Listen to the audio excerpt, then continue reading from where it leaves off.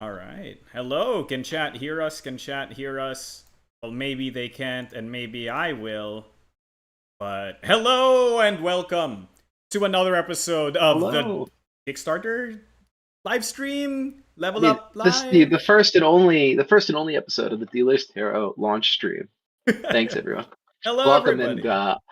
yeah, I'm Brad Talton, the creator of the Dealer's Tarot, and author of this book, which is now on Kickstarter.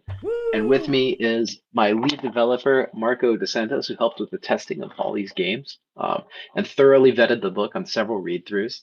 And of course, So thank you, yes, Marco. yes. I also am the guy who helped art direct this deck, so I'm biased.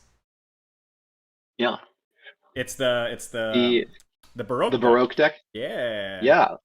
Like me. What Like inspired you on this deck, Marco? I mean, my partner's really into tarot. I got really into tarot too because look, I'm normie. The reason I got into tarot was because of Persona. I played Persona Persona Hmm. 1 and then played Persona 3.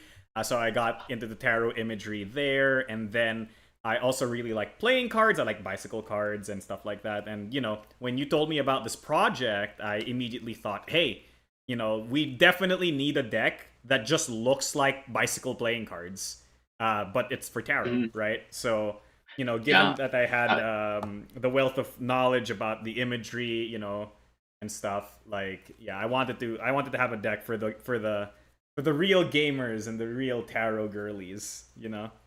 it was definitely one of my favorite decks to have, and um, I think there's a little bit of Balatro inspiration too in Yeah, my for mind. sure. Yeah, no, for sure. But yeah, I also like discovered tarot through Persona, so it's something that's I think a lot of people probably started with Persona actually. I Um, mean, it's just on lock, Brad. It's just on lock. mhm. Yeah, Respect on the persona intro, yeah, for sure. It's just how it goes. My favorite thing about this is the card back. Actually, we put a lot of detail into it. The artist literally did their best to make it look like your typical playing card back, but we replaced the. I don't know actually. Who's the figure that's in the middle on of the bicycle decks, it's the angel on a bicycle or the right? cherub on a bicycle. Yeah. So we replaced it with the fool. Really cool. Mhm. So Brad, speaking of And their inspirations, dog too, right? yeah, yeah, yeah. Yeah. But speaking of inspirations, Brad, what inspired you to like make the book to begin with? Tell me a little bit Well, about that. for me, like I was, I collect books of card games and I collect like card decks, and I'd gotten into that a bit, and I was, like I said, I've always loved tarot cards and the imagery and such, ever since I discovered them, and I was like, well, I know these cards were used to play games like way back in the day, Hmm. so there must be a bunch of card games that I could play with these decks, and Nope. I went online and started looking, and there's like nothing. There's like even the games you can find are like fortune telling role playing games. Wow. So there's really like nothing in the modern family card games genre for or even classic card games. You can like find the rules for Tarok, but they're not even like there's not even books of how to play. So I was really surprised that for a deck with like this much history and this much like that's been around for this long, that there was not a giant book of games like there are for, standard 52 card modern decks. playing cards. Yeah, I mean, I Yeah, guess, yeah. if you really think about it, right? 52 card decks are just the evolution of this, right? So, I mean, Kind of. it's kind of like, Yeah. like any game that like came from the tarot decks probably morphed into some of the trick taking games and some of the games that we know and love today, right? Yeah. Yeah, like Tarok is a predecessor for games like Hearts and Spades and stuff. So it's in the Right. trick taking genre. Um but yeah, honestly, like I as soon as I realized that this wasn't around, like I looked for it, I didn't find it. I said, well, somebody's got to make these games, and I make games, so I guess I should make these games. I guess I actually discovered a void in the world of gaming, something that ought to exist but doesn't, that I felt strongly ought to exist, Yeah. and so I set out to make it.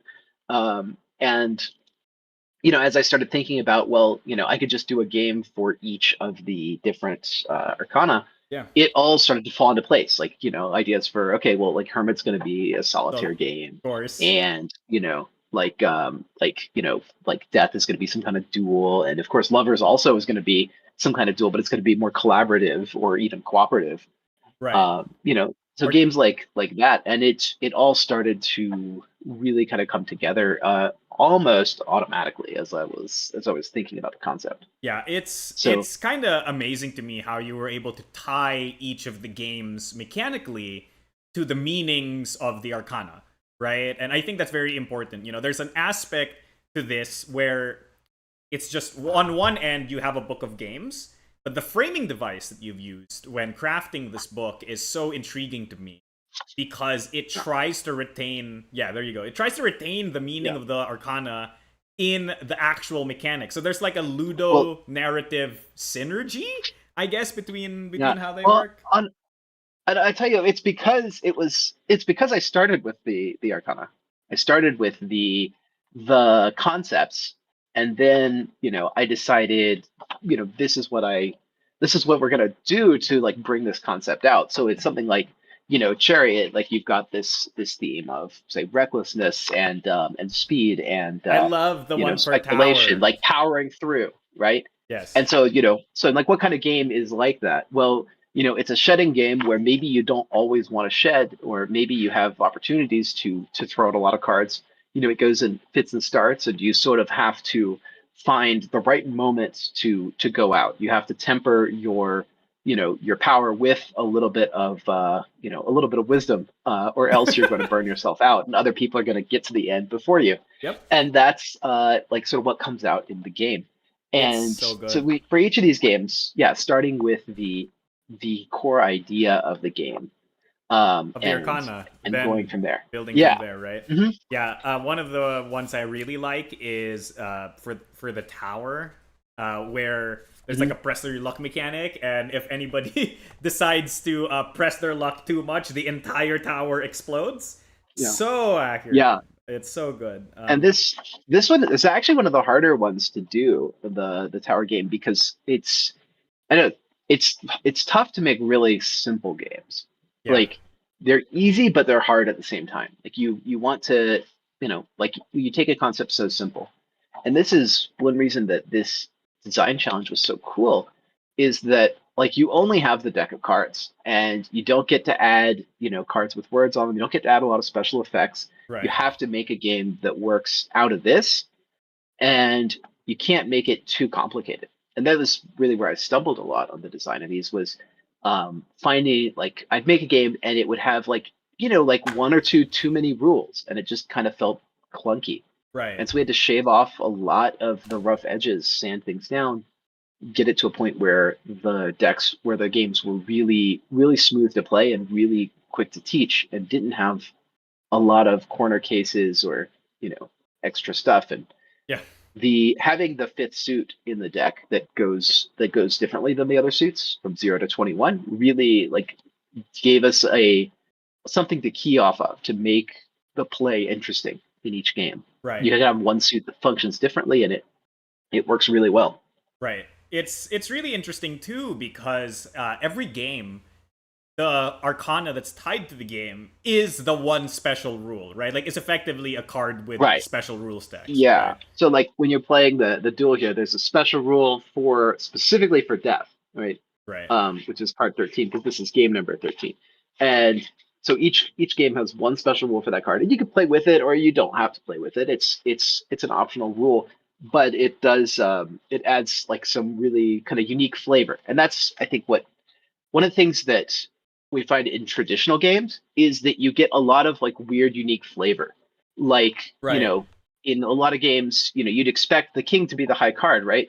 But in a lot of cultures, like ace has become the high card, even in modern Right. games. And then if you go to like some of the really old and really like cultures that are really steeped in card games, they've taken it even further and made the two the high card. Yes. So there's Oh, kind of this cycle where like they just keep the one upping.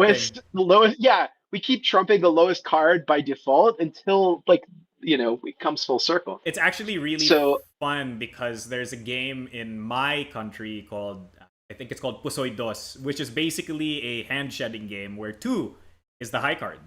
So mhm. it's kind of wild to me that that your trump cards end up like cycling through. I guess it's a reflection of the culture that we're in.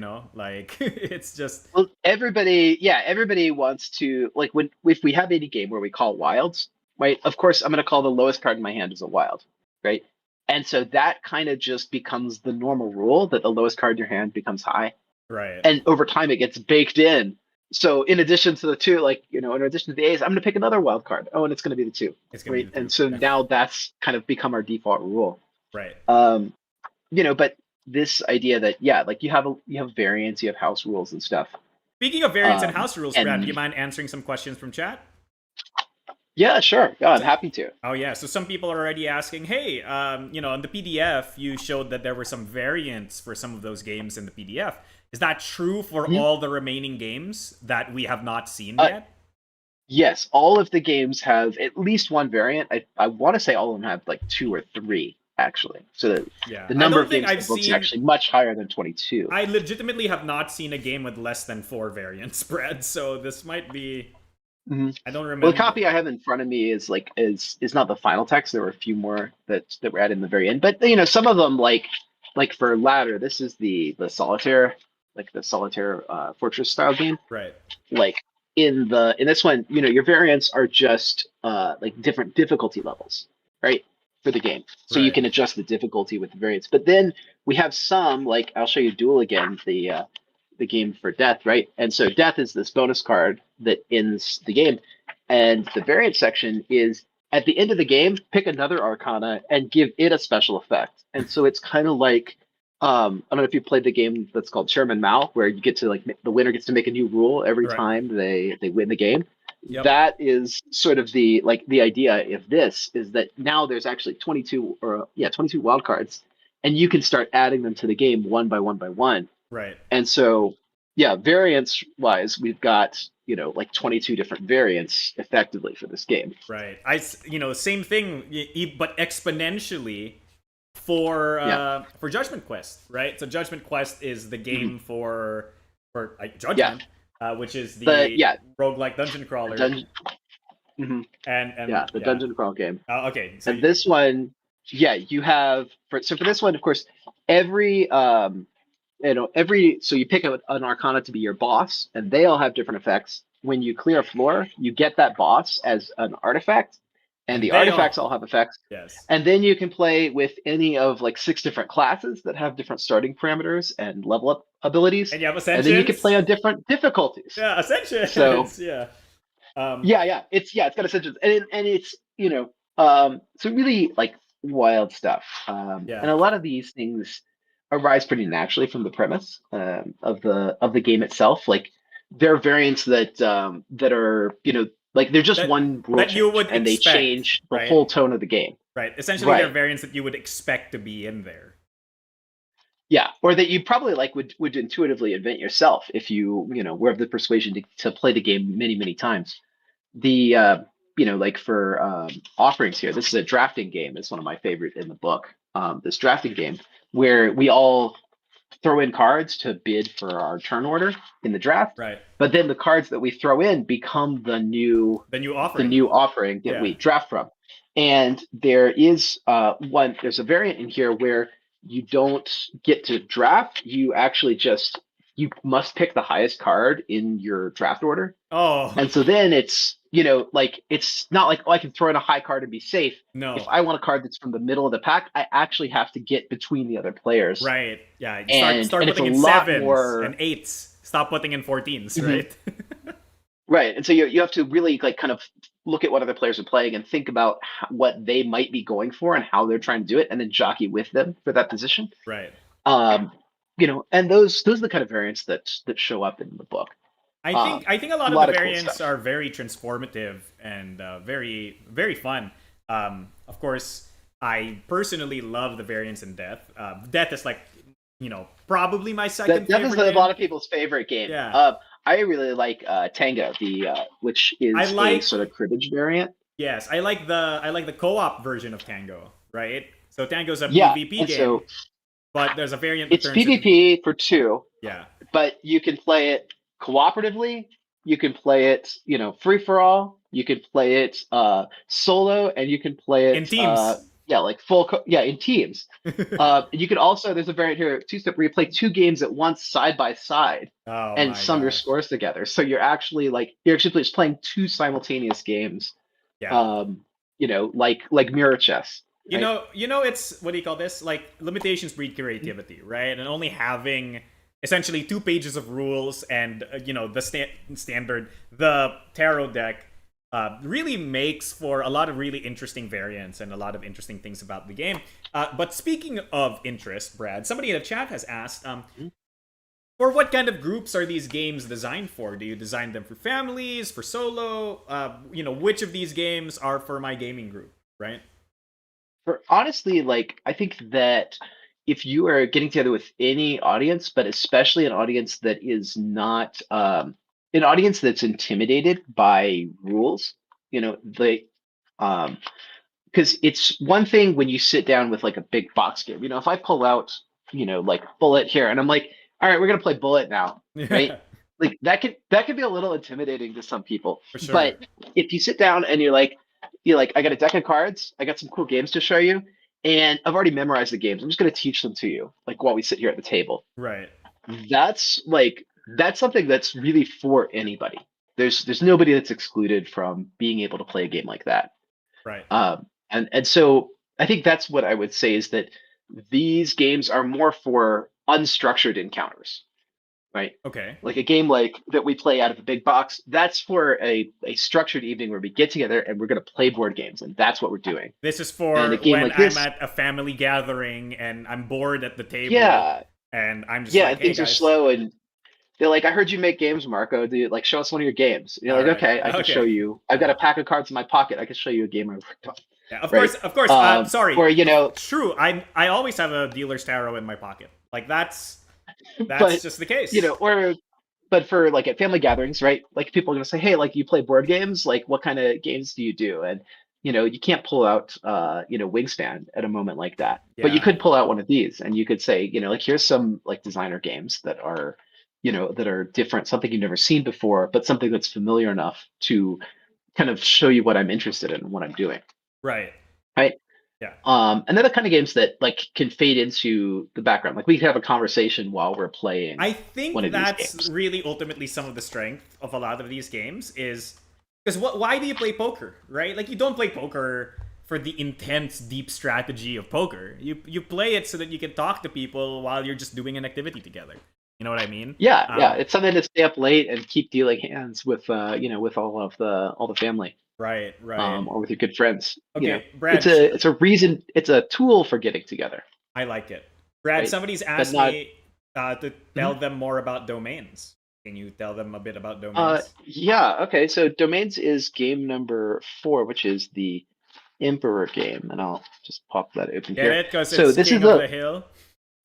Yeah, this is a lane battler, right? And what we do is we're going to deal out a line of cards, and those are our lanes, and they're also how many points each lane is worth. And then from your hand, you're going to play cards into your side of the lane. The cap is going to be 21. 21, Yep. right? And you have to play higher each time. So you're really incentivized to play, your lowest cards first, and then try and stack up to 21 as best you Right. can. Get as close as you can without going over. The player who gets the closest in each lane is going to win that lane and get those points.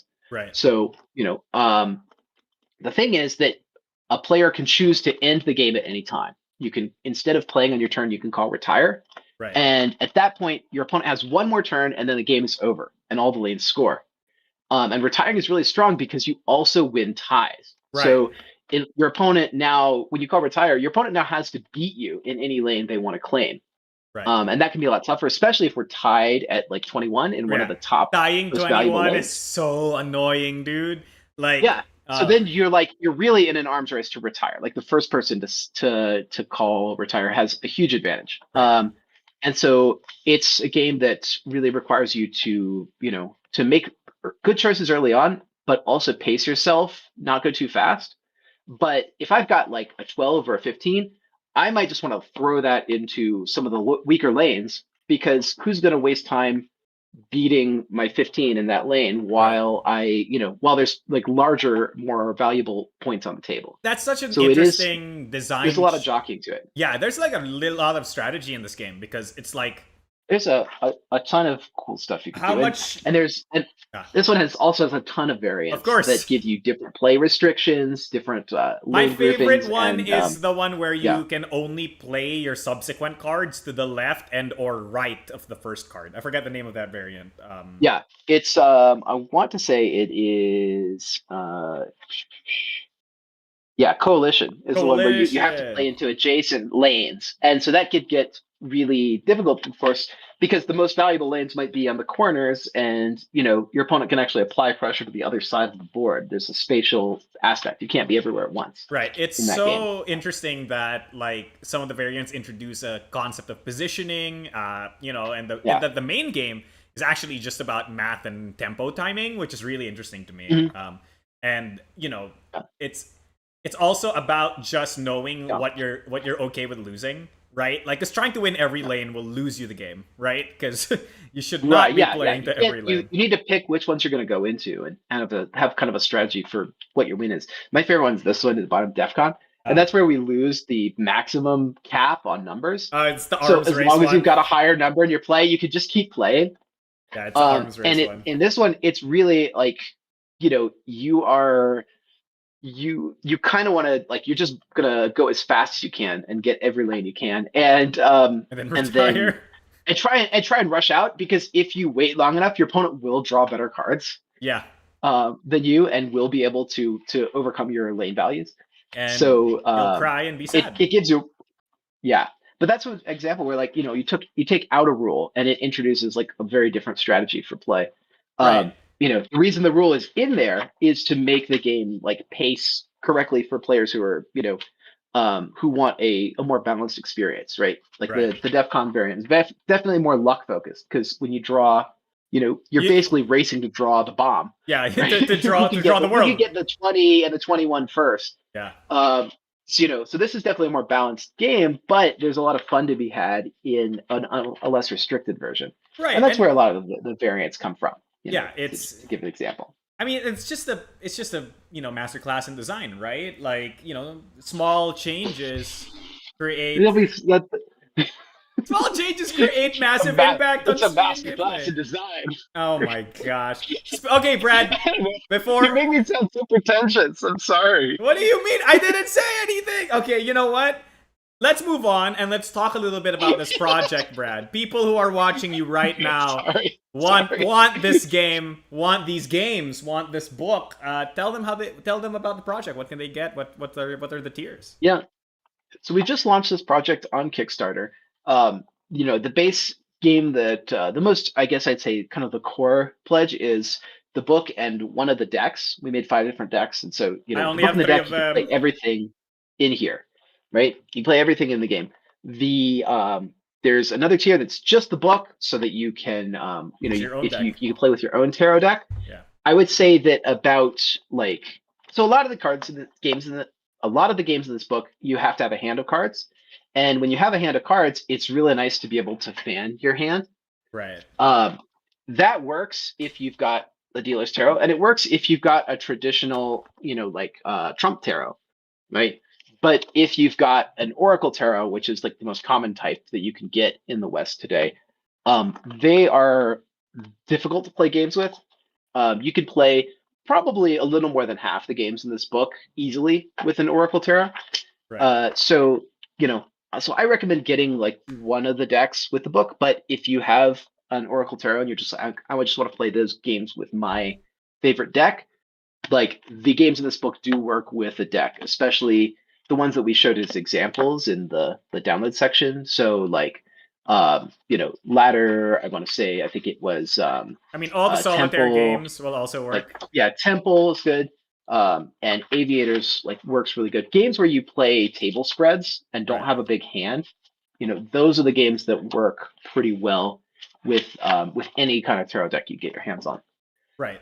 And Um, so, but And then, of course, if you want to collect all the 5 decks that we did, we have a tier for that as well. And I Nice. think we have a gift tier where you can give, like, you get 5 copies of the book and one of each of the games, and then you can share it with 5 friends. Nice. So That's awesome. It's yeah, a, so although it'll. our image here says X6, but it's actually just 5 in the gift set. Well, you need to There's tell. six. You need to There's tell. 6 items. I mean, there's 6 unique items. It's actually 10 total items. So, yeah, Todd, if you're watching, you might want to check that one. I think that's a mistake on our part. So, I do want to Um, note something very interesting. It's, the mhm, month is October and December's coming, and the holiday season's almost here. This could make a really good mhm. like stocking stuffer for some of your friends, right? Like, to share a little bit of love of your Yeah, gaming and love of tarot, to them, right? Like, even if you don't we'll give we'll them, have to see. I don't. A December delivery date is pretty ambitious. But it's kind of depends on if we produce in America with right? this deck. Like if we went to press now in America and got it produced right now, we could probably have it in December. But for the if we do offset production, it probably would be like early next year that we Sure. actually have the game in stock. I mean, So no worries, Brad. I've given my spouse their Christmas gifts in March, so like mm, whatever. Like to me, it's just I don't know. I like how do I explain this? mm, You are a collector of playing cards, sir. Are you not? yeah, And so, yeah, Dealer's Tower is actually my first introduction to collecting like collectible trading cards, to collectible playing cards, non-trading cards, yeah, non-trading like cards. collecting Yeah, decks. yeah, and so I I was I've never really like understood the concept until I owned one. I owned a set, right? I was like, oh okay, I get it, mhm, right? Like I like the art, I like the way the box looks, I like to display them. I mm. actually put them on my shelf behind me, but I had to take them out for the stream. Um, so I'm really excited for this project, Brad. So let me just check chat. Chat, if you have any questions, feel free to ask them. We're answering them as much as we can, as soon as we can. Mm. How soon can we expect the Check it PDF out. to be released or the final version of the PDF? Or rather, how fast can we be playing all of these? Are we The releasing? PDF, I think we're gonna release immediately after the project. Yeah. All right, cool. So once the project ends, people who backed will get the PDFs immediately. Because the very important to note to everybody, thing is done, right? Like the book is done. Like there's not The book is done. We're really just waiting to start production, right? right. Sorry, Yeah. this is an old copy of the book. The colors are a bit washed here because of my lighting and because it's an old copy. Um, Yeah. Not like old, but like we changed the cover so that to Right, right. be This isn't brighter. a copy from the 1940s or whatever, right? Like, I am saying that Yeah. this is a previous version of the book, back when we wanted to make it look mystical and Yeah. whatever. Hey, But check these out, Marco. Have hey, what are you seen these these like? before? Are these like Hanafuda cards or something? Like, These are like I think it's called Pai Shao cards. They're from okay, China. okay. And they come in like different new number denominations.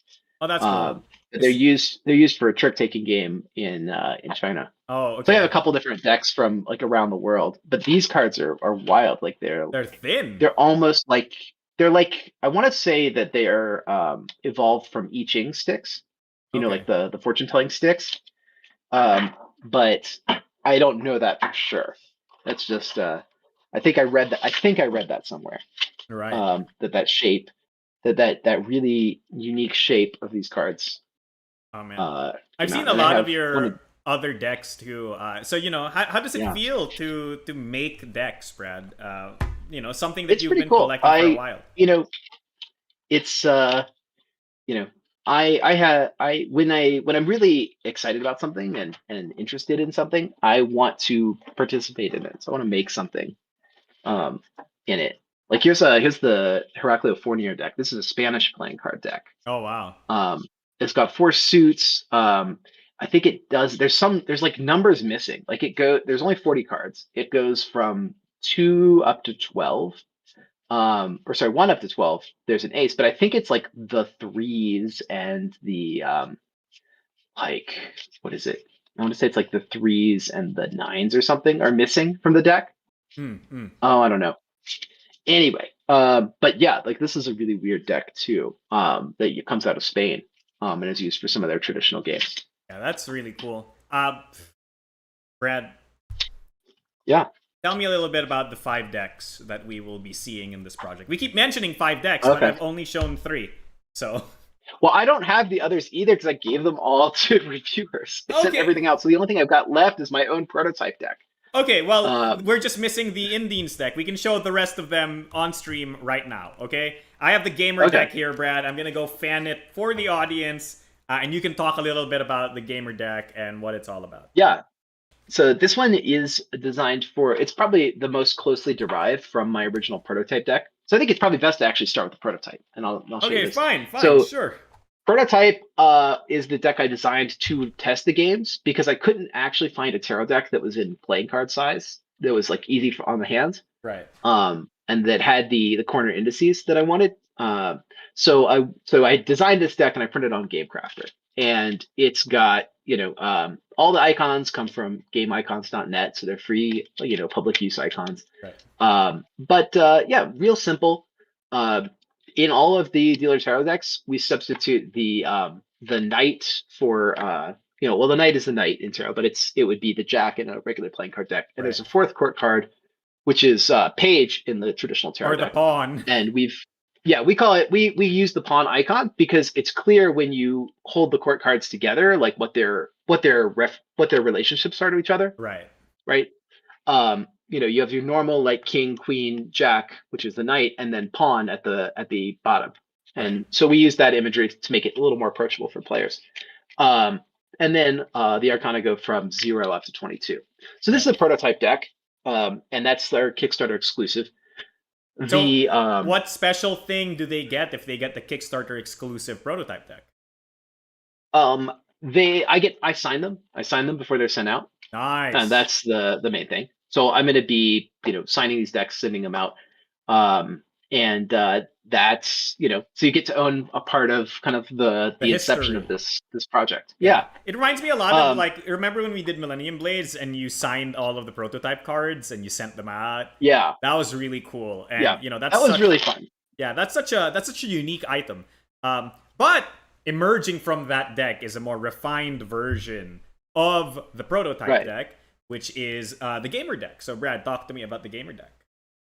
Yeah, so the gamer deck is designed to be sort of the like family game night deck. It's got this poppy bright colors. It's very Uno, right? Right. It literally even has the same colors. Yeah. Yeah, and the icons are all reminiscent of different games. So like for strength, we've got the Rock'em Sock'em Robots. Like World is the world map from Risk. Like Devil is the Monopoly Top Hat. I do like that Lovers is tic-tac-toe. Mm-hmm. Yeah. So like it's there's a lot of cool stuff in there. And then which one is Fool? Fool is Snakes and Ladders. Yes, right? Fool is Snakes and Ladders. So I do love that 20 is the D20, by the way, of course. Yeah. Judgment. It's serious business, right? Serious business, of course. Yeah. And so the sorry. So that's a misspeak. Yes, it's from 0 to 21. There are 22 cards total, but the numbers are from 0 to 21. Because 21 is the world. Sorry, somebody in chat just noted that. Okay, great. Brad, so it has these bright colors. It's awesome. But let's do the antithesis to that, like the complete opposite. Yeah. From bright colors to dark colors. Let's move on to what do you call this one? The Art Deco looking one. The Constellation deck. All right. Cool. Yeah. So that's the Constellation deck, and it's sort of like it's got this Art Deco style to it. It's still iconized. It's still very what do you say? Like it's still very much a playing card deck, but it's incorporating a bit more of your traditional tarot imagery, and it with the icons that it uses, and it also is has the different suits arranged in neat ways that are more reminiscent of traditional tarot. The it's got this nice black style to it, so it's like I don't know, if you use your computer apps in dark mode, then you'll be like, yeah, this is what I want. Yeah, I do like the contrast that the black and the yellow has on the black, and the grid has on the black, it makes it seem very modern, very stylish. Yeah, Minimalist, stylish.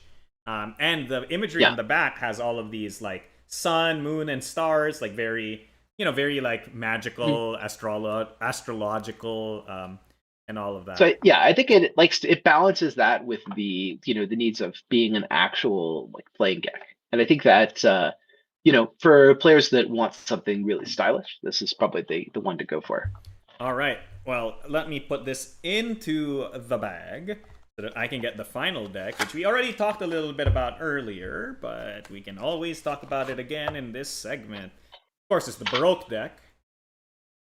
Yeah, this is a really cool one, and it's got the character imagery from from this. So instead of so what we did with this one is we imagined that each of the major arcana would be a face card in the deck, and we asked an artist to create face cards for these arcana, and so that's what you get is you get the double reverse face card characters. So instead of having like pawn, knight, king, queen be your face cards, your arcana are the face cards in this Right. deck.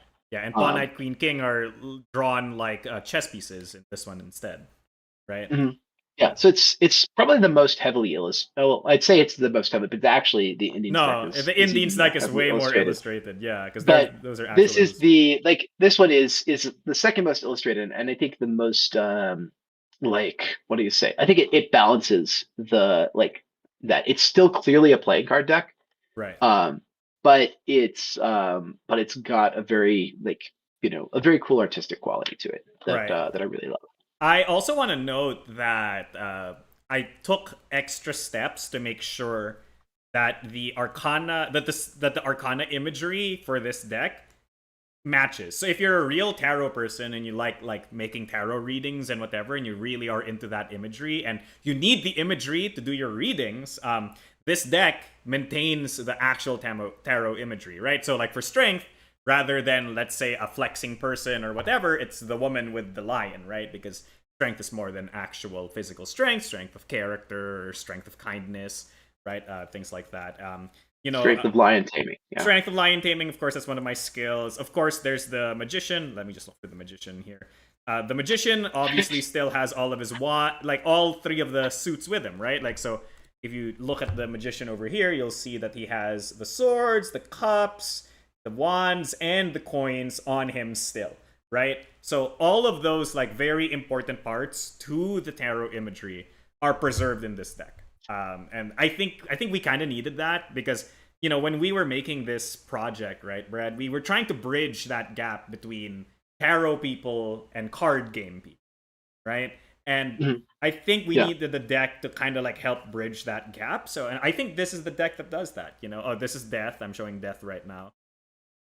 This is Mhm. Skellington. Yeah, I think it really does. It gives you a nice sense of the tradition that's behind the deck, Right. behind the imagery. But Okay. yeah, and we actually did a red version and a blue version of this deck. I actually have the Only blue the red version. version is going to press. Yeah, Yeah, I have but a prototype so blue just to, version. to disclaimer that right, the version that you get in this project is actually the red back version. Right. No, this is the red back version. See? Oh, okay, okay. I can't see because actually I'm not seeing No, you. no, Brad, stop breaking the immersion. Stop it. Stop it. All Okay, right, but sure, yes, this is. sure, I'm sure. showing them the red backed version. I do have a prototype blue back version, which I am not going to show. But Oh, okay. okay, but the red backed version that I've been showing this entire time is what you're gonna get. Again, to preserve that like classical card look, right? Because you want the cards to look like bicycle cards. I think the only thing that these decks don't have is the linen finish, right? Because you said that they were Mhm. gonna be so these aren't linen finish. Again, these are all Right. prototype These aren't decks. linen finish, but the final decks should be linen finish. Awesome. They'll make them easy to shuffle. They'll make them really nice.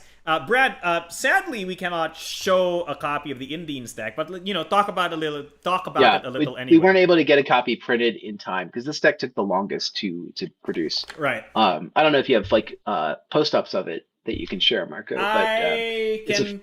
probably try. Um, Okay. yeah, but So yeah, this is fully illustrated by one of the artists that was behind Spooktacular and Wardens. And he drew 22 characters from our World of Indian series, which was featured in the games BattleCon, Argent, Pixel and a Tactics. couple others. Yeah, Pixel Tactics. So they're done in this sort of dark fantasy style. They've got certain highlights, embellishings on the cards. It's really cool. It's a really cool deck. It looks gorgeous. I'm excited to get my hands on my copy of the deck because again, I still haven't held it yet. It's got this gorgeous gold back. Yeah, it's a nice deck. It's a nice Yeah. deck, and it's gonna Okay, wait. I'm be really cool almost to own. there. I can show it on stream. Yes. All right. There, I got it. I got it on stream. Chat, tell me if you can see, but yeah, you can see some of the artwork now. Here, yeah, I really like the way Ivan interpreted the Indians characters. Actually, honestly, my favorite pieces from this deck are legitimately the chess pieces. Because now I'm imagining Really? Okay. that people in Indians like play chess using these pieces, right? Because some of them are Mhm. clearly magical. I believe like the knight has like a floating orb on top of it. Yes, I think so. Yeah, several of them have little floating parts that are separate from the main chess piece. Right, like clearly magical and It's pretty stuff, cool. right? Like I think that's Mhm. really cool, right? Like there's something about like objects in fantasy worlds that excite me and intrigue me. So there you go. That's the fantasy deck. I'm gonna leave it up on stream for people to look at while we're doing this. Yeah. I believe, Well, yeah, I believe there are yeah, four solo playable games or five. Sorry, in the let's see. So in the back of the book, this is actually a great moment because segue. in the back of the book we have this index, and you can look up the games by player count. So you could just say, oh, how many solo games are there? And there's like one, two, three, four, five, six, seven. And the ones that are red are solo in their variants. The ones that are have a black dot are solo by their nature. By default. Right. Yeah. So, Okay. mhm. Yeah. All these appendices are really good. I really like the appendix you have next to that, telling That's people. like that's the draw odds. Yeah. So if you're playing something like seasons or and not seasons, but if you're playing wheel and you want to know how likely you are to draw the card you need, you can do a little simple calculation and figure out how many cards in the deck fulfill that criteria. Right. Yeah. Okay. Great. Well, Brad, it's been 40 minutes. We've been live for at least 40 minutes, and I think there's nothing much else to talk about on the stream right now, other than Yeah. I Do don't we know. have any other questions that people want to I was ask about to before say, we wrap things up? yeah, we're about to wrap things up, so please feel free to ask your final questions before Brad and I go. But until then, Brad, is there anything you want to tell people? Anything you want to say to convince people to buy this, to back this project? It's a passion project for you. Like Um, you legitimately, yeah, you yeah. did It's this in your something free time. that's You didn't even do this during your work yeah. hours. I've seen you awake until 2 a.m. working on this book. So, Well, that's just normal. I'm always up till 2 a.m. designing something. oh my Like, gosh. yeah, no, this book was a lot of fun to write. I've really enjoyed it, and I hope that you will too. I think that like everybody should have a couple card games in their memory bank that they can whip out and play at a moment's notice. I think it's something that's you know like that's what it is to be a gamer, is to be able to play a game, right? I do like that. So No, yeah, no. You have to I understand, right? Like, you know, a lot of people say they are gamers, but I don't think that's necessarily true, right? Like, there's a lot of people well, who play games, but there's same way there's like a difference between a person who reads books and a quote unquote reader. Do you know what I mean? yeah, I suppose that's true, right? There's people that like books, but there's people that really really read a lot of books. Right. But I don't know. I don't want to get into the debate of like what is a gamer, No, what I'm um, saying is that except that you can buy this book and become the yeah, true gamer. That's because this one book, that's that's not what I'm selling. this one That is book not gamer cred. Gamer cred is not what I'm selling you. This No, one book is it's 22 games, Brad. It's one price for 22 games. it is. It's something that I made because I was really excited about it. I've had a lot of fun playing these games over the past year, Yeah, that's true. and I think that you'll have a lot of fun playing them too. And so that's why I'm making it available. I think that you'll really enjoy it. So there's my pitch. Get it because it's good. Get it because it's Get it fun. because it's fun. Look, there's a moment that Yeah. I remember when I was with you guys and we were playing the devil game. I forget what it's called. Let's make a deal or Make a deal. yeah, Yeah. make a deal. And I do love the fact that it's just an entire game where we play PvP, fact or fiction, from Magic the Gathering. It's essentially kind Mhm. of like the main mechanic of the game. It's like you offer the person to your left a deal, and you go, all right, you can take the stack that's face up, or you can take the stack that's face down. And I do love the conceit of just lying to people all the time by going like, the face-up stack has just one good card, but then the face-down stack has all the best cards, right? And it's Right. so fun. So yeah, Yeah, and it's a lot of it's about hiding the card that's going to actually sabotage their score because right. there's a lot of cards that are bad in this game. And so you want to like taking the face up thing is often safe. Um, yeah. but yeah. Anyway, but that's yeah. So this is the Dealer's Tarot, and I hope that you enjoy it. I'm really excited to get it out to you soon. All right. Chat just noticed right now that you are the fool in the in the card layout in the overlay.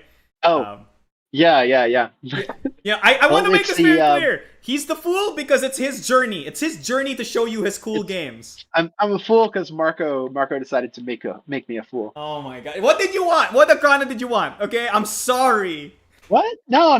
This is fine. This is fine. I don't think I could have picked better because I think you know I think the yeah, the Fool's one of my favorite cards. I think it's you know it reminds us that there's still so much to do and so much to learn. So I'd much Ah. rather be the Fool than say some like know-it-all, smarmy, fancy pants like magician. That's Oh, an awful okay. card. You No, definitely don't number want to be one, that's magician. not what magician means. Magician means it's like it's like Yeah, the. that you're a fancy pants know-it-all. All That's what it right, means. right. No, I'm the Gandalf. You're the Frodo. That's the No, no. point. In a lot of traditions, the magician is a charlatan. He's the person that pretends to have all the answers, but he's the first person you have to like learn to get past. Right, right. Yeah, because he's a level 5 mob boss, and you need to become a level 300 Godfather. You know what I mean? And that's how you power scale in in the Arcana. Brad, before we go, let's talk about our favorite tarots. You said Fool. My favorite tarot Arcana is Death, and just so happens to be Hmm. my favorite game. Because I like the juxtaposition of death not always being a bad thing, right? Because death just means the end of Mhm. something, and oftentimes the beginning of something else. And as the stream ends, hopefully this is the beginning of a successful project. Right now, Brad, we're at around $7,000, almost halfway through our goal. Oh, cool. Yeah, I'm so glad about that. Well, thank you so much for being with us, chat. It has been me, your host, Marco DeSantos, also known as the Mechanic Critic, and the Magician, a charlatan beyond all words. And with me is the ever amazing, ever wonderful designer of the game, president of Level 99 Games himself, and the one fool to rule them all. Brad Talton, and yeah, I hope that you enjoy your journey with Dealer's Tarot, and thank you for joining me. Thank you for joining us. Thank you for It's joining uh us. it's going to be a great trip. It's going to be a great trip. And remember, everybody, happy Happy gaming. gaming. Bye.